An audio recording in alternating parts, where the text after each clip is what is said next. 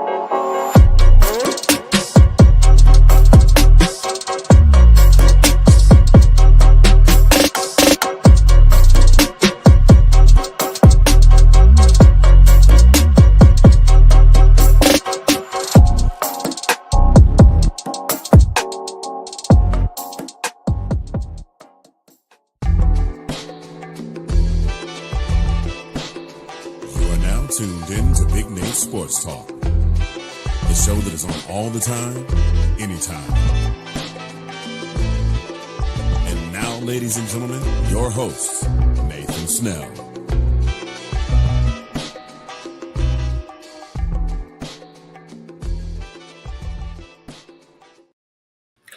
Thank you, Mr. Anthony Hankey, for that wonderful introduction. Good evening, ladies and gentlemen. I hope you're all having a wonderful day.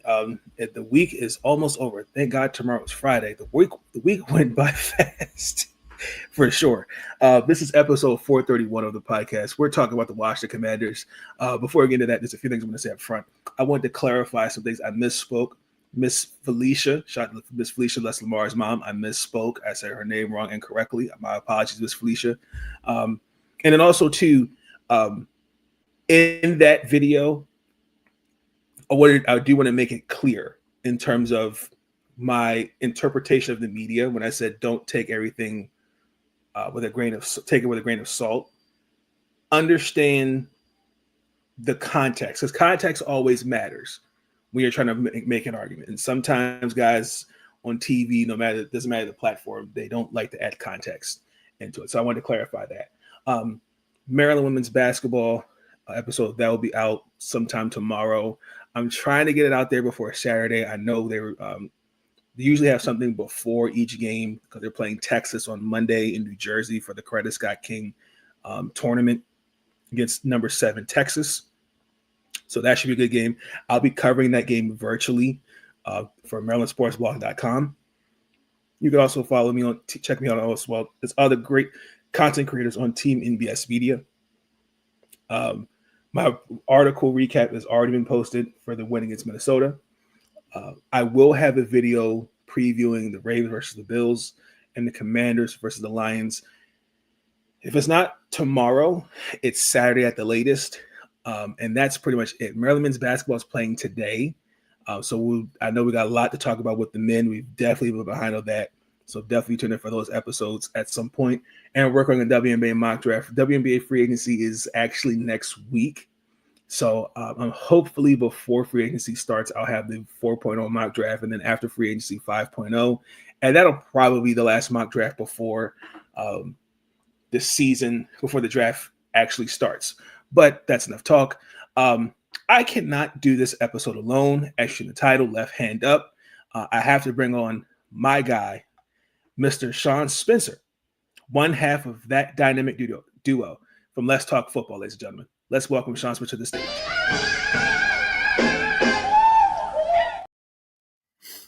Welcome back, buddy. Yeah. What up, Nate? How you doing, man? Good. How are you? Good to see you. Doing well, man. Doing extremely well. Love it. Shout out to Sean Spencer and also Will Kramer, hosts of Watch the Football Weekly. Great episode last night, by the way. Oh, thank you. Shout out to Bleachers, the speakers, June and B. Foster that came on the show and definitely talked to us about some Detroit Lions, and we went back and forth and chopped it up. It was good stuff, man. Definitely good stuff. For sure. As everyone knows, the Washington Commanders defeated the Tampa Bay Buccaneers on a doink to advance to the division round against the Detroit Lions. I was like, "Are you serious right now?" Hold up. Let me adjust.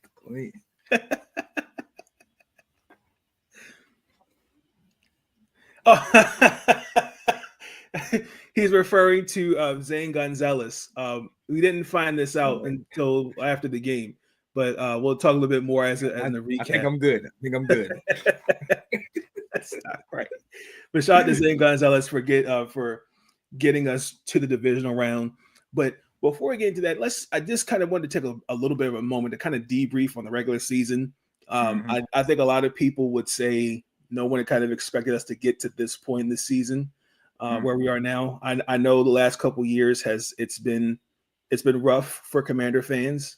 And seeing kind of now the transition from ownership and guys now being brought in, and the last time we made the playoffs was back in 2020. I know people like to throw that year off. Obviously that was a year of adjustments and transition as we went through a global pandemic. We saw a lot within 2 years, but just give your thoughts on the seasons, what you saw. Honestly, I mean, I was one of those people that didn't think that we were going to do as well as we did, not nearly as well as we did. I think I had picked us to win about 7 or 8 games this year. And, I thought Jaden was going to do well, but I looked at the roster that we had. I looked at the lack of solid number 2 wide receivers and kind of weapons, like solidified, credible weapons at wide receiver. I looked at our secondary, which was extremely young at the time, you know what I mean? And still kind of is, even though we got Lattimore. And I just kind of felt like, okay, we're on the right direction, but we're not there yet. But everything that I've seen this year, I mean, everybody's come together. I mean, the front office is working together. Quinn and that coaching staff, you don't hear any of that nonsense from the media, or you're not hearing about, oh, this coach is, the players are going to this coach because this coach is yelling at them and all that nonsense. You don't hear any of that, and I love that. Everybody is together. They're one, they're a unit. And you see guys that are as old as Bobby Wagner, who've been around the league, played in Super Bowls, doing all this stuff, playing their butts off, and giving credit to young guys and rookies like Jaden Daniels. And I mean, all you got to do is take your head off to him, man. It's a beautiful thing to see. And regardless of what happens in this next game, I mean, it just makes you feel really good to be a Commanders fan. It makes you really good. The culture is actually pretty damn good. Yes. Yes. But I mean, and also too, we talked about this yesterday. The everybody being brought into the vision and the one common goal. I know you guys kind of talked about this on the show yesterday.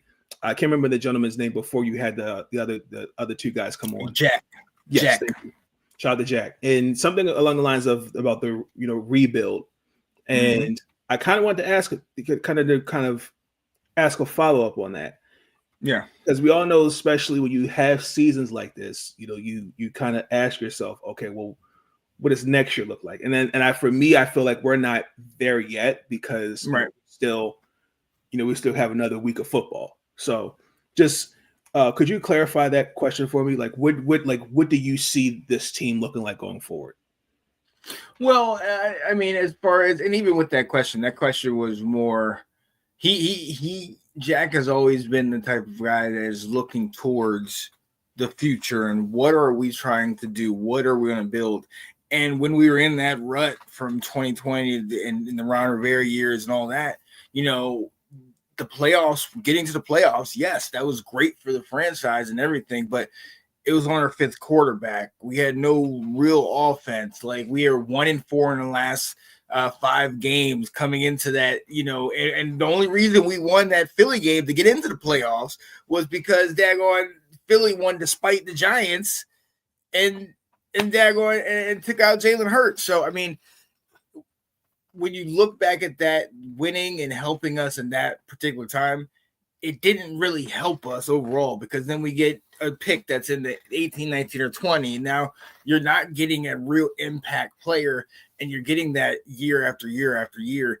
and it wasn't helping. And to the point where this last year was kind of like, okay, you don't want to stink, but at the same time to have that pick that you have and then have an opportunity. I mean, everything had to fall into place for things to work. Peters, getting Adam Peters here, getting Dan Quinn, getting those guys in house, getting just that whole culture, but also the direction. Everybody's on the same path, going in the same direction. And I think now one of the things that might be difficult because we are playing in the divisional round. So now our pick is going to be in the late rounds. But one of the things that are not late rounds, but later in the later half of the draft. But one of the things that Will picked up on and was saying was you look at some of these teams and who they picked up. Carolina getting Pearsall, or no, San Francisco getting Pearsall, Carolina getting Xavier Legette, KC getting Worthy, Keon Cole, like these guys that still were these guys were producers that came late into the season that really helped out this team this year. So, I mean, I trust Peters. I trust the front office. I trust those guys. And I mean, they had an opportunity with all the money we have in our cap to go after the Ayuks, to go after, some of these Tyreek Hill, some of these big name guys. And yes, they did spend some dollars and we're going to pay for Lattimore. We'll see if that can last. But we have faith in what they're doing and how they're spending the money. And it just seems like whatever moves they're making, there's a deliberate direction. I love it. Yeah, for sure. I definitely agree with that. I don't think that we can't really ask those questions until really we have the understanding of after the season's over, because I still kind of think when I look at this team, really this was kind of the first year where you don't have Ron Rivera's fingerprints all over it. Mm-hmm. Jamin Davis, we let him go early in the season. Forbes. You have juice there, but when you look at, there's still some guys, barely. But there's still some, there's some guys still there that Ron picked up, and they get paying out Brian Robinson and others. Mm-hmm. But you kind of see the team that the direction is, like you said, is going in. So I'm really proud of where this team has been. Have there been some faults? Yes, I do think we did kind of push the panic button when we were on that 3-game losing streak. Mm-hmm. And again, Jaden was hurt, and as somebody who's hyperextended his knee, messed his groin up, and all those different things, you do not recover from injuries like that. That's physically impossible. Mm-hmm. But Jaden Daniels is Rookie of the Year, in my opinion. He will also definitely get some MVP votes. Knowing some of these voters, yeah. I believe it. I absolutely believe it. Yep. So we're going to transition into the game itself, ladies and gentlemen, and that's why you're here. We won on a doink. The final score, the Tampa Bay Buccaneers 20, Washington Commanders 23. Game over, yeah!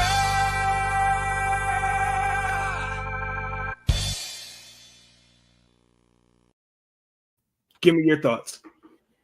Is that a new one? I like that. I had that one. I had that one in the back pocket. Oh, I like that. I think by far the best game of the weekend. Every other game was, at least like a 2-score separation between teams, like 2-quarter games. I honestly thought that this, for a fan, it was just, oh my God, your heart, you have to hold your heart. We go up 10-3, then Baker Mayfield runs over all of our guys. Nice. And, Evans, we can't stop him. And, I text Johnny at that point. I was like, man, we can't stop Evans. We can't do any of this. How are we going to beat you guys? We can't stop these guys. You know what I mean? Mm-hmm. And it was just going back and forth. But I think one of the things that really stood out to me is that not only Jaden, but the rest of the team had this never say die attitude. There were some bleak moments. I love that we go for it on 4th down all the time. And I love that they had that confidence in them. But even I, when it was like 4th and 2 or whatever it was at the goal, when we were down in the red zone and they went for it and they didn't get it, I was kind of like, let's take the points. Let's just, I get trusting it, but there's sometimes you just take the points. Let's get what we need. Take the points. Take the 3. Right. Mm-hmm. And thankfully, obviously, the fumble and Wagner gets it back, and we ended up scoring. But it was still there. Sometimes where I was kind of questioning it and things and that, but we're always going to be in the game, and it felt good.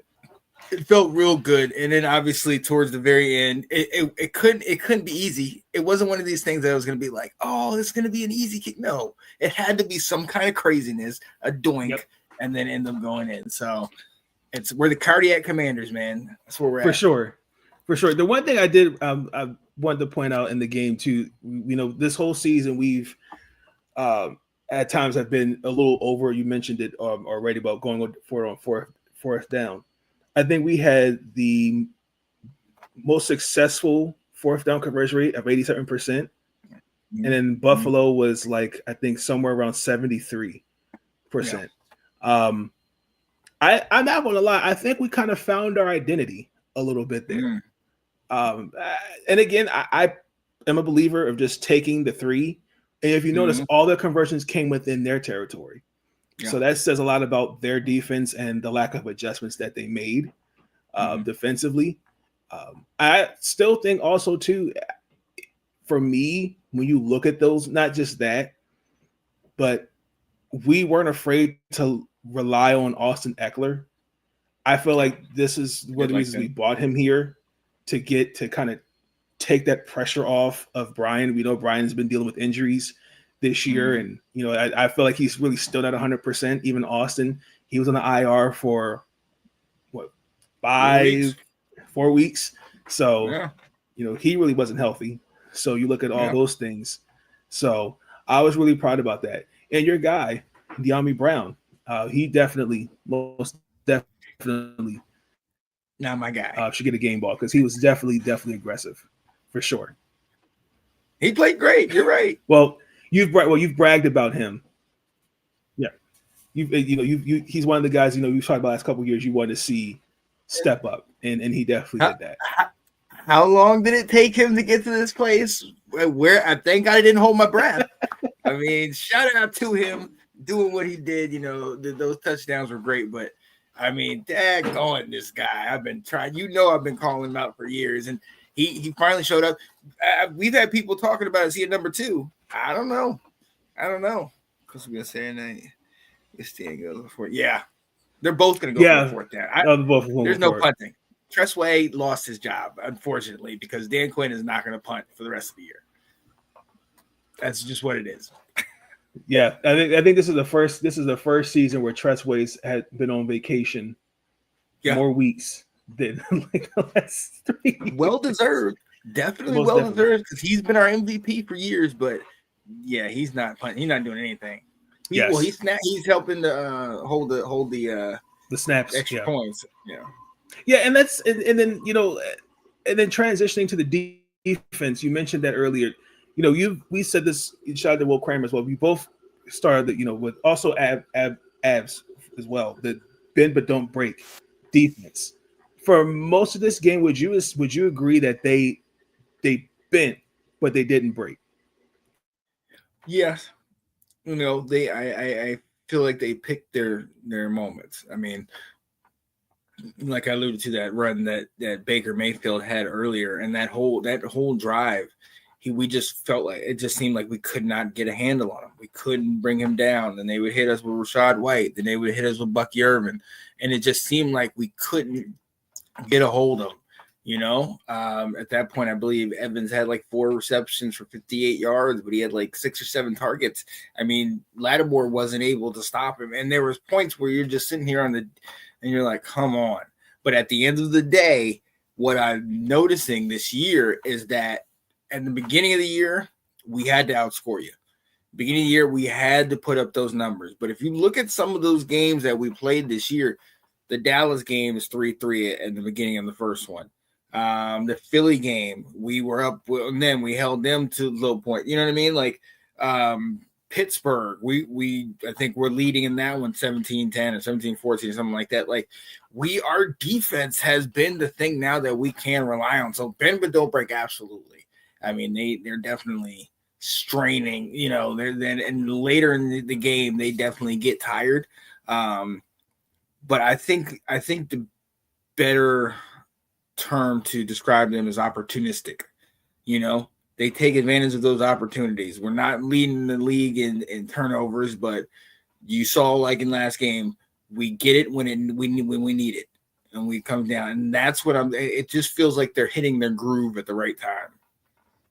I have a couple stats for you. Would it surprise you that Tampa Bay was held to just 20 points since Week 10 facing San Francisco, and they were limited to 215 yards? Oh, wow. When you listen to those numbers, do you feel as though that is a win for the defense? Wow, yeah. If we can hold them 200 yards, I mean, yeah, damn. Look, man. I honestly, I think with the way our defense plays, and the other part is, like, we got to be honest with this. Like, they didn't have their number 2. Godwin was not in the game. McMillan hasn't. He's played well, but he has not, emerged as what Godwin is. So once we started doubling Evans and taking him out of the game, now all of a sudden you don't have the guy that you can rely on. You know what I mean? And then we can focus on the run. And that's one of the things that's been huge by this coaching staff is the adjustments that they started to make. You talked about, we're looking at Tampa and their lack of adjustments.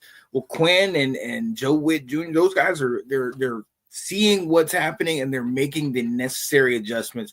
And it's not, you're my star, so I'm just going to leave you on here. No, we're going to do what works best for the team. And it's showing up, man. For sure. I did want to clarify my notes. I miswrote my notes. San Francisco held them to 215 yards total. We did give up 101 yards on the ground. But and Mike Evans, 7 catches, had a touchdown, 92 yards. I knew Mike Evans was going to go off on us because that's just how Mike Evans is. He's a cheat code. So, yep. And then also too, the one thing I liked when I looked back at the film was time of possession. We did all the things I think we had to do to keep them off the field. I think even with a healthy, even with Tampa, you mentioned Chris Godwin wasn't there. Even with that Tampa Bay team, they could still pose a threat. And absolutely. We really kept them off the field as much as possible. I think we ran. I saw 69-yard plays compared to Tampa Bay's 44, and we held the ball for, I think it was like 30, close, almost over 35 minutes. Yeah. I mean, that's pretty damn impressive. So, but that second half, I thought was key, and us in the victory because they didn't have the ball long to create any momentum for themselves. So, then that third possession was that fumble, if I remember correctly, by Baker. So, for Tampa Bay side, well, actually, let me back up. I wanted to kind of go back on the defense. Marshawn Lattimore. We've talked about, we needed an upgrade at corner, and I think he's been a good corner when healthy in New Orleans. But since we've gotten him, we've had, the injuries. And I understand that, injuries are a part of the game. It's a real thing. When you look at the game, would you say maybe he should not have played?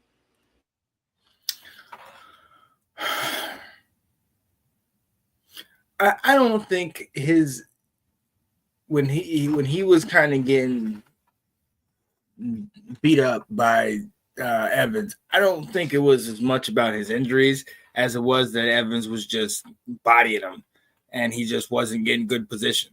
I mean, Evans was beating him off the ball, and it just looked maybe it was the hammy that was reading. The reaction time was a little slower, but I mean, Evans was beating him one-on-one. Going forward, though, I mean, and I've talked about this with looking. Actually, matter of fact, looking back to the trade, I've said this multiple times that it's funny that with New Orleans you're in a rebuild. You're in a spot where you just want to keep a couple of your studs and then throw everybody out and, bring people in and build around that. This is one of your pillars of your team. Why would you be willing to give this guy up when you know you're in a rebuild? That new coach is going to want a guy like this unless you knew the guy can't stay on the field.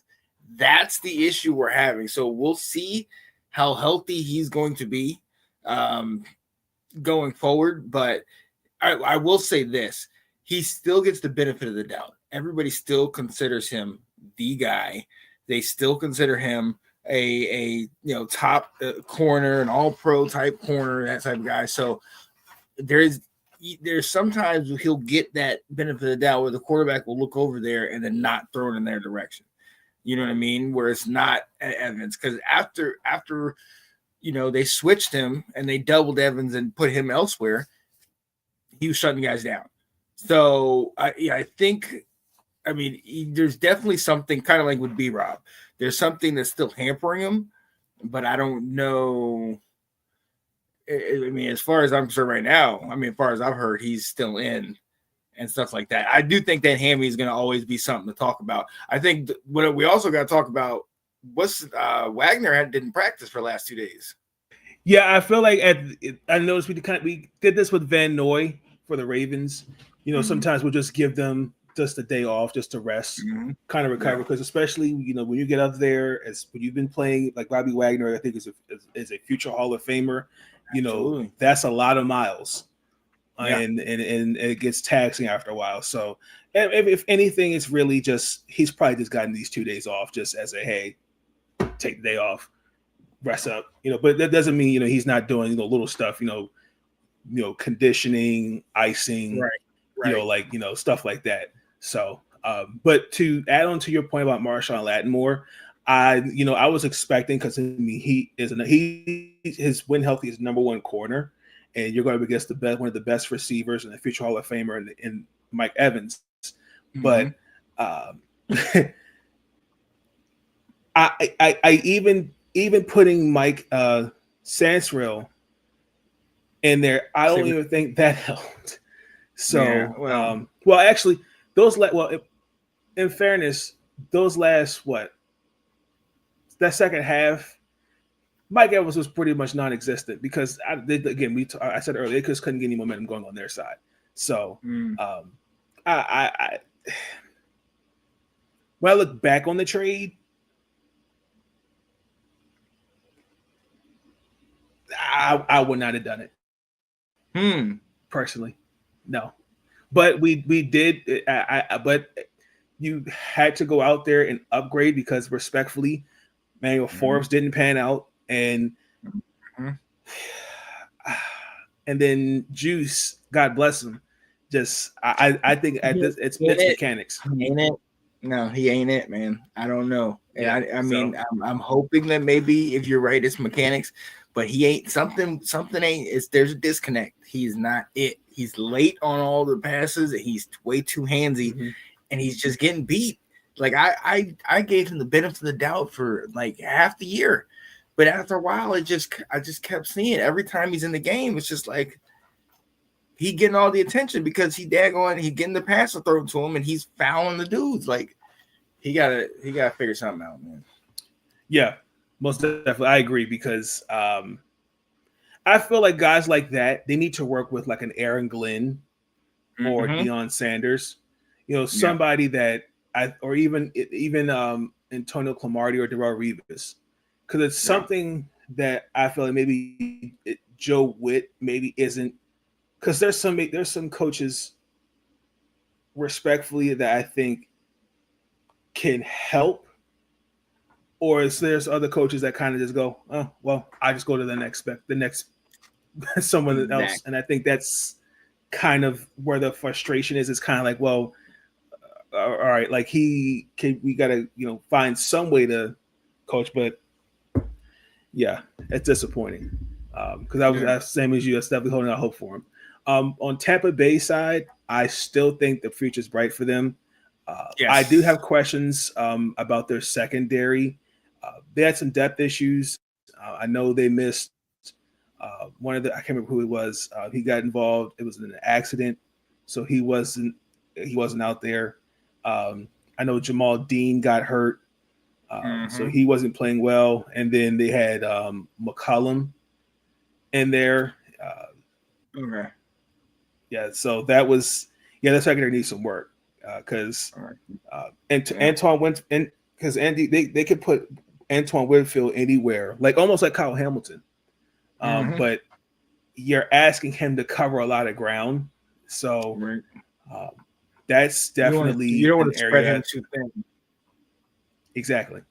I will say that for their side, on the defense side for Tampa, they kind of made life a little not hard, easy for Jaden, especially Vita and Cansey and all those guys. I knew Cansey was going to be a good Vita Vey. Thank you. I knew Cansey was going to be a good prospect coming out the draft. They're all still a respected, reliable pass rushing group. So I'm not going to really blame them for that. But if I'm being honest, like this game, in my opinion, and maybe you can agree to this, because that turnover by Baker Mayfield, that did not cost them the game. It did not. They just simply yes. I just think number one, I think Tampa Bay was outcoached. I don't think they game planned, and I think to me weren't healthy enough.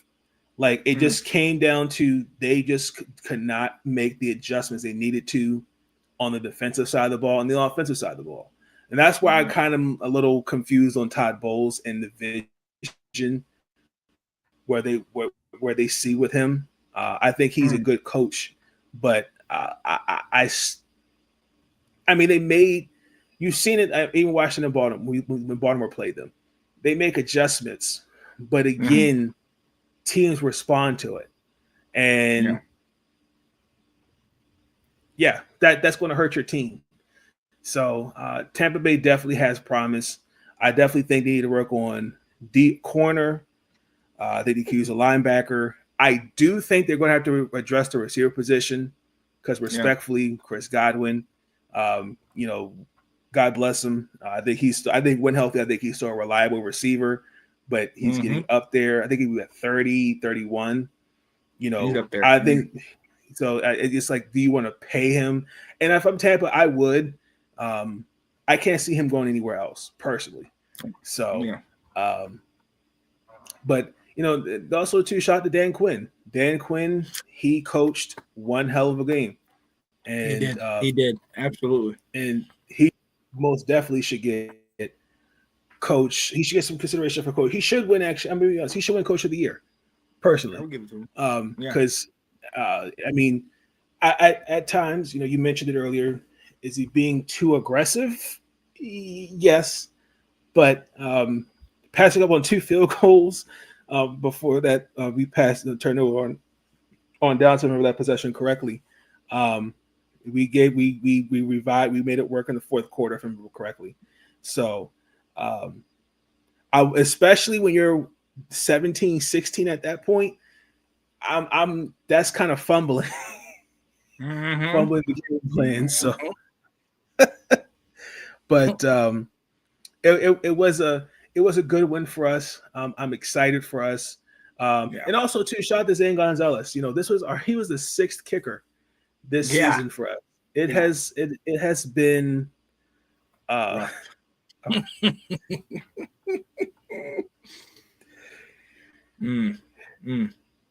we brought in Joey Sly, departed for New England because he competed with Chad Ryland in New England, and Joey won the job. So we brought in McManus, and that didn't work. And York, that didn't work. Oh my gosh, it was a mess. Austin Siebert, God bless him. He got hurt. It's just been if I had to put a title on the special teams unit for the kickers, damn. Yeah. That's the best way I can say it. So, but yeah, if you notice, Zane Gonzalez, ladies and gentlemen, during the game, he kept, and Sean kind of demonstrated. So he has OCD, So he's very meticulous about making sure everything is perfect before he goes on the field, adjusting his socks, his hair, all those things. So yeah, shout out to Zane Gonzalez who won us the game. And we go on to Detroit, where we see Dan Campbell and the crew. And actually, if you think about it, Sean, this is actually a full circle moment for both franchises in a sense. You know, so for both cities, Chocolate City and then Motor City, that's, you know, lots to be proud of. So we're going to take a little quick break, and then we're going to get into one final thought, ladies and gentlemen. We'll be right back.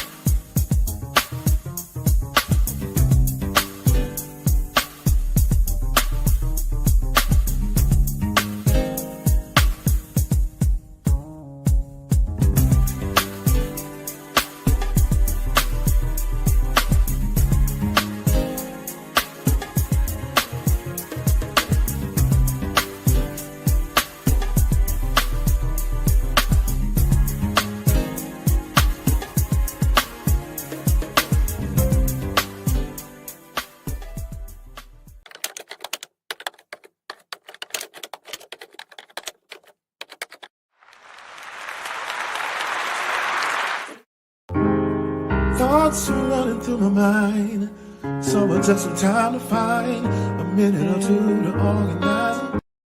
All righty, ladies and gentlemen, it's the one final thought. And Sean, your overall thoughts of the wild card? Honestly, I think it was as to be expected. I expected Buffalo to do what they did.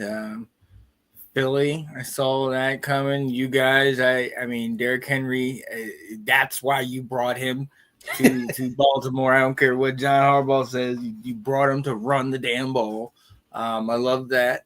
I think we need to have some serious questions about Herbert, and maybe that's just the new head coach. And I don't know, but this is the second time with two different coaches where you've had a complete collapse in the second half of a playoff game. Something needs to be talked about with that. So we'll see, if Houston really that good, or if Los Angeles, San Diego, whatever, are off.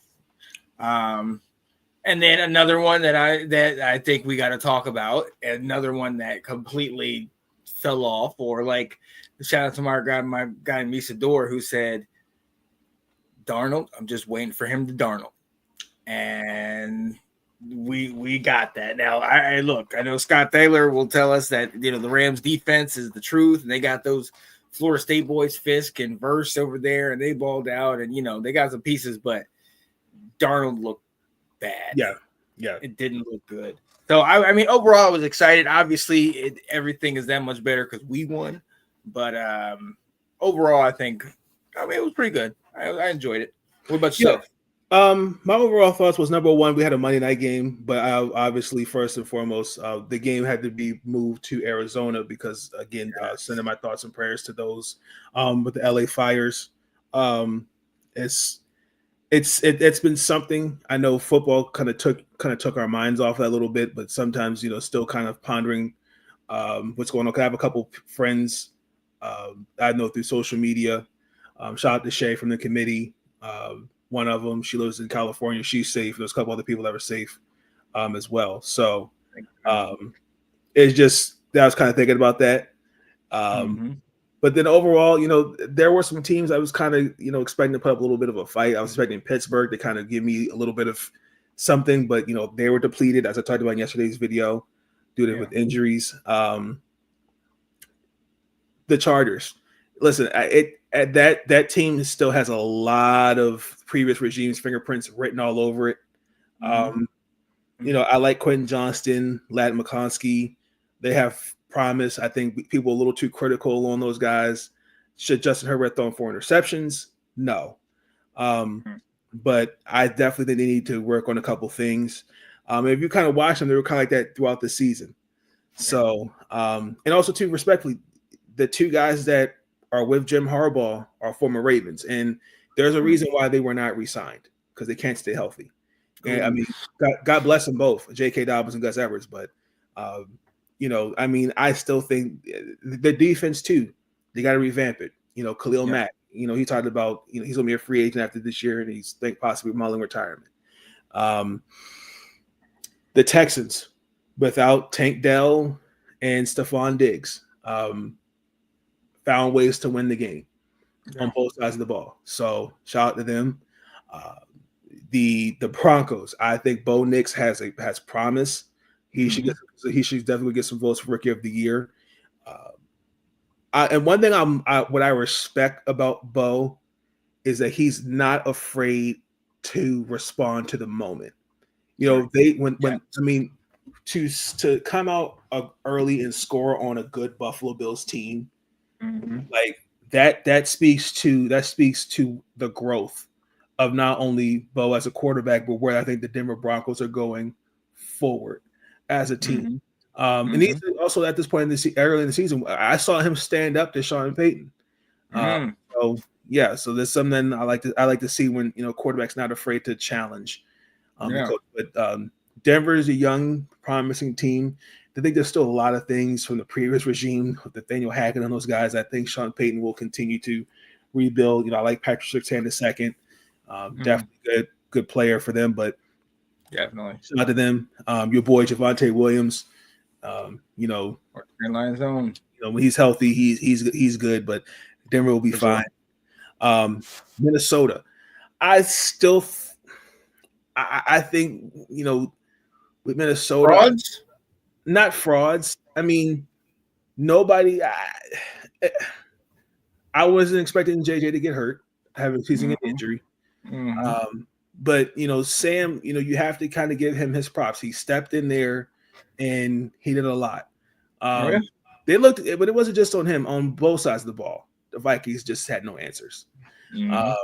So they got some questions to ask. Do you go with the rookie, or are you going to invest in this guy? Me personally, JJ's coming off an injury. You gotta see how he looks. And maybe he still has to learn the system. I mean, that's the only reason I think you go Sam is it because Sam knows the system. He's played, played quality 17 games prior to the playoffs in the system. Yeah. If he can stay healthy, I mean, the guys like him. You know what I mean? Yeah. But my concern is I don't want it to be like a situation like Tennessee, for example, where, you had Ryan Tannehill and here's Will Levis, and then now Will Levis is scapegoated for problems that were already developing. Right. But we'll see how that looks as the offseason progresses. Philly, I don't think Jalen Hurts was 100% coming off the injury. And then also too, like I'm a little confused. I think what people want him to do. He's proven he can pass the ball. He's a thrower. And their offense every night's not going to do. You're not going to see AJ Brown, for example, have 143 yards and 2 touchdowns. You have Saquon Barkley. I think there's a balance in there. Yeah. But also too, what we're not really talking about defensively, they kind of got slowed, and they just didn't have. I just don't think they made the true adjustments. So, well, now AJ Brown, I think AJ is going to have to step up a little bit because only having I think 1 catch for 10 yards, and his biggest highlight was him on the sidelines reading a book. Like, so that ain't going to cut it going forward, Well, I mean, me personally, I still have a problem when you go in front of the cameras and you're upset not getting the ball and you're saying, well, it's the quarterback. No, you talk to the offensive coordinator, but it is what it is. Yeah, then there's Buffalo. Buffalo's Buffalo. Ty John, those guys. Josh Allen he's a beast. I mean, the guy is he has and one hell of a cannon. Anybody on that offensive side of the ball can beat you, and it's like damn. But Baltimore is Denver is not Baltimore is not Denver. So it's true. Very true. And then you got, you guys, us against Detroit. I don't think it's going to be a blowout. We'll talk about that in a separate video, but no, I'm not seeing it as a blowout. But overall, like, to get to this point, the last wild card one we had was 05 against Tampa Bay, I want to say. So that's what we had Brian Greasy, Michael Pittman, and those boys. Oh, playing against them, yeah. Joey Galloway. Yeah. Oh man, I remember having those guys on Madden. Joey Galloway always had a 99 speed. Derek Brooks and John Lynch were not fair on the defensive side of the ball. Warren Sapp too. Warren Sapp, right? Simeon Rice, man, that defense was unstoppable. Rondé Barber, no, we couldn't pass on any. We couldn't pass on any of them, man. I remember that. It's funny. Speaking of Madden, I have Madden 2002 on the GameCube, and I'm doing a rebuild. And the Ravens are playing the Buccaneers like the second to last game of the season, and I held them to 0 points. Oh, nice. Yes. And that goose egg, I can dig it. Yeah. Who's your quarterback? Oh, it's Gerbeck's out for the year. He's in. I had to sign a backup. Stoney Casey. Oh wow. Yeah, I couldn't. Stoney Casey. Because Tony Banks and Chris Redmond, they were also out for the year too. No, Chris Redmond was out for 5 weeks. Yeah. And then Tony, he just it's for some reason in that game it's just not good. Yeah. So Wow. So but again, ladies and gentlemen, that's going to conclude the episode of Thank You for tuning in. Again, we are going to the division round against the Lions. Jaden Daniels is Rookie of the Year. He's going to get MVP votes. Also, too, I kind of wanted to bring everybody down realistically. It is okay for a quarterback to struggle in his rookie year. Yes. It is okay. And it's okay to critique him. It doesn't mean you dislike him. It just means you are looking at the flaws. You're critiquing him. It's not a problem, man. I'm with you. Yeah. So, but I'm going to have Sean on here again. We're going to preview the games, Buffalo against Baltimore and Washington versus Detroit. So stay tuned in for that and stuff, the other content. Also, one other thing before I go, gotta send prayers to Bree McDaniel. Do not know the extent of her injury. She suffered an injury in the win Tuesday against Minnesota. All we know is from Coach Freeze, it was a right knee injury. We'll know something probably before the Monday's game. But just sending my thoughts and prayers to her. She was having one hell of a year.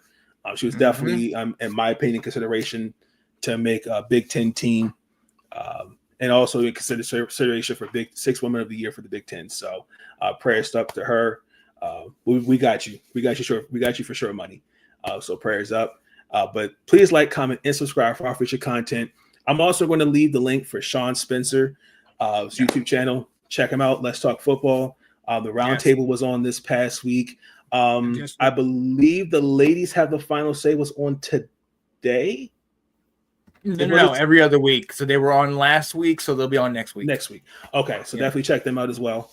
Also, the Washington. Okay, the podcast with Sean Spencer. Washington Football Weekly or Roundtable? Washington Football Weekly. Okay, Washington Football Weekly is me and Will on Wednesday nights. That's where we had Bleachers to Speakers guests, the Lions fans on there.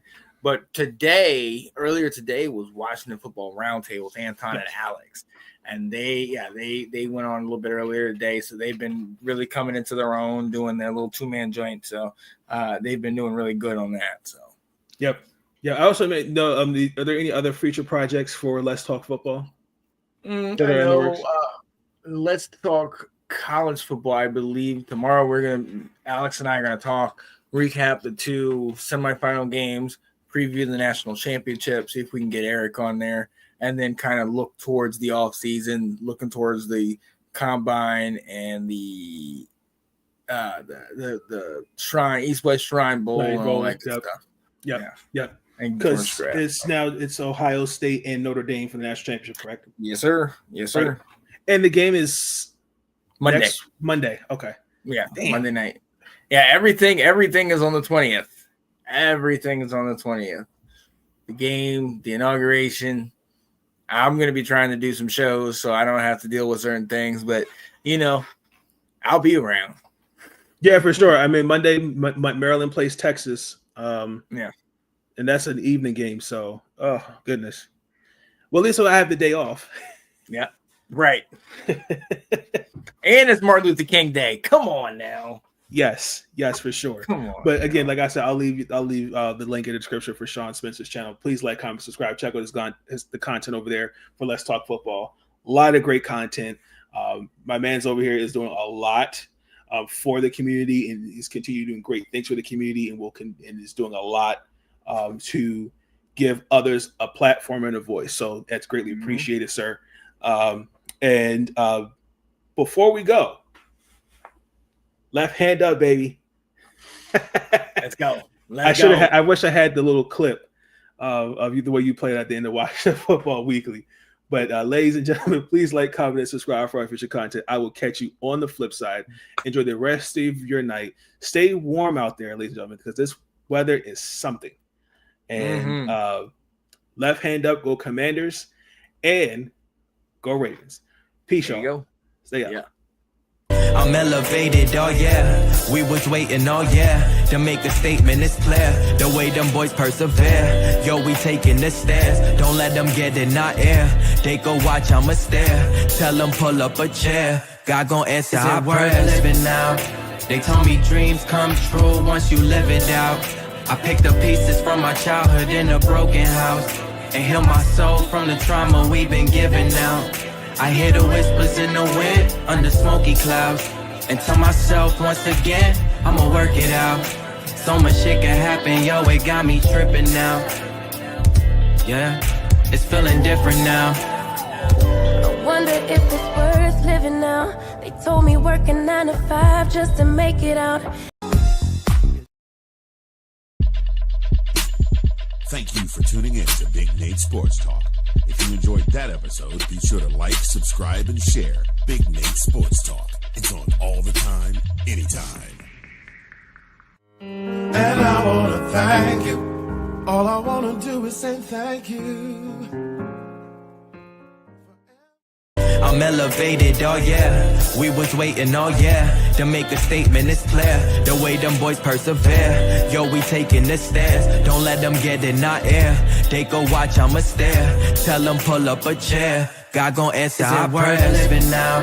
They told me dreams come true once you live it out. I picked the pieces from my childhood in a broken house.